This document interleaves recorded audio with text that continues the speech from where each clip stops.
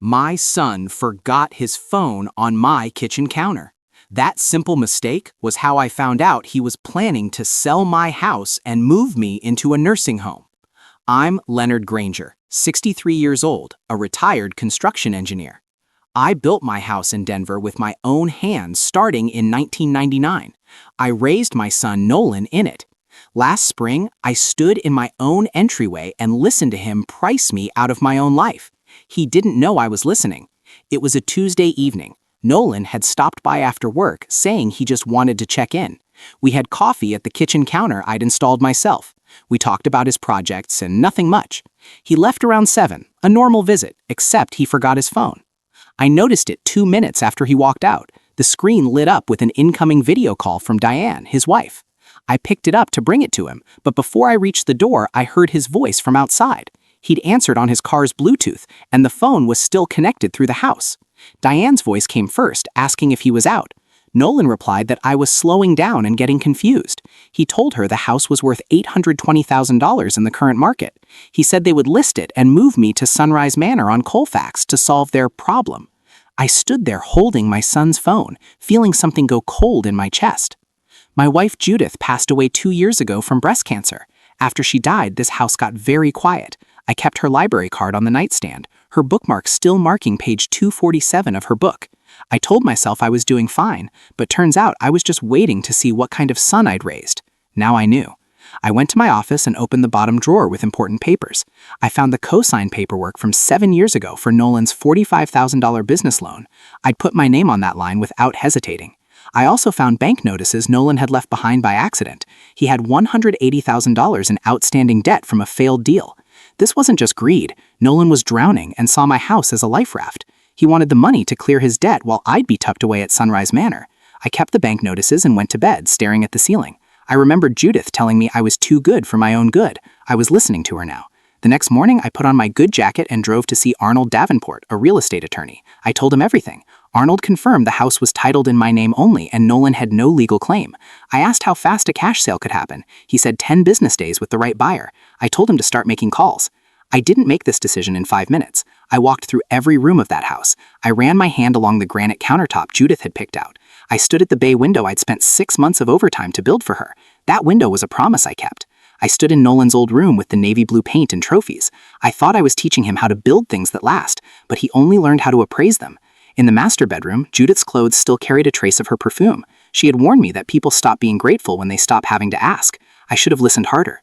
I called Stuart Langford, a top-rated real estate agent. He came by and was impressed by the custom work. He had an investment group ready to pay cash and close in 10 days. The price was $820,000, exactly what Nolan had calculated. I signed the paperwork the next morning with steady hands. Over the following days, I kept my routine. I answered Nolan's texts as if nothing had changed. On day 6, I called the bank holding Nolan's loan and formally withdrew my guarantor status. The second piece of the puzzle was in place. On day 7, I reviewed the final closing documents with Arnold. He asked if I was sure. I told him I built it so I can sell it. On day 8, I rented a furnished one-bedroom at Sunset Manor, a quiet senior community. I met the manager, Marlene, and paid the deposit. That evening, I started packing only what mattered. I took Judith's jewelry, our photos, and her cookbook with the handwritten notes. I left the furniture and the bay window behind. Those things had served their purpose. Closing day was a Friday, 2 weeks after Nolan forgot his phone. I dressed in the navy suit Judith loved. The buyer's attorney checked everything, and I signed the final pages. The wire transfer of $820,000 hit my account that afternoon. It was more money than I'd ever seen. I drove home through the neighborhood one last time, feeling clear rather than sad. I ordered a wireless, motion-activated camera disguised as a charger. On Wednesday, I changed all the locks. The locksmith praised my original work, but switched everything to new silver locks. On Thursday, the camera arrived, and I set it up to cover the entryway. I parked in the garage and walked through the house one last time. I remembered the Saturday afternoons in the garage with Nolan. I answered every question he ever asked, but he used that knowledge to price me like a distressed property. I turned off the garage light and went inside. In my office, I took the notices of Nolan's debt and put them in my pocket. I wrote a letter to him in my careful print. I told him I taught him about real estate and believed in him, but I never taught him to price his own father. I informed him the house was sold for $820,000 cash and my guarantor status was withdrawn. I ended it with "Today it ends here." I sealed it in a white envelope with his name on it and taped it to the inside of the front door at eye level. I unlocked one kitchen window slightly so they could get in when the keys didn't work. Then I drove away to my new apartment. My new place was small but completely mine. I put Judith's photo on the nightstand and her cookbook on the shelf. Nothing there belonged to anyone who wanted to get rid of me. That first evening, I sat in a coffee shop and watched the world go by. Nobody knew what I'd done or what was coming. I slept better than I had in months. Friday morning, I was up early. Nolan and Diane were due back from Phoenix. At 5:08 p.m., my phone buzzed with a motion alert. I watched the screen as Nolan's SUV pulled into the driveway. They walked up to the door, looking relaxed, thinking they were coming home. Diane tried her key, but it didn't turn. Nolan tried his, then checked the back door. I watched them on the camera. Nolan realized the locks were brand new and that it wasn't an accident. Diane found the unlatched window and climbed through. When she opened the front door, they both saw the envelope. Nolan pulled it down and read it. I watched their faces turn from confusion to a heavy stillness. Diane realized I had sold the house and planned it all. Nolan called my phone twice, but I let it go to voicemail. Diane called Arnold Davenport and learned about the loan. The $180,000 debt was now entirely their burden.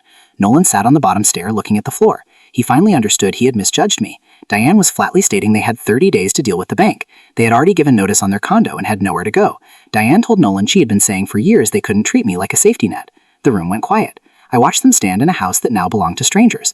Nolan read the letter again, folded it, and put it in his pocket. He went outside and sat on the porch step. A neighbor watched him but said nothing. I turned off the camera. I had seen enough. I opened a bottle of Bordeaux I'd been saving for a special occasion. I poured a glass and toasted Judith's photo. I told her I kept the promise. The wine was good and the apartment was quiet.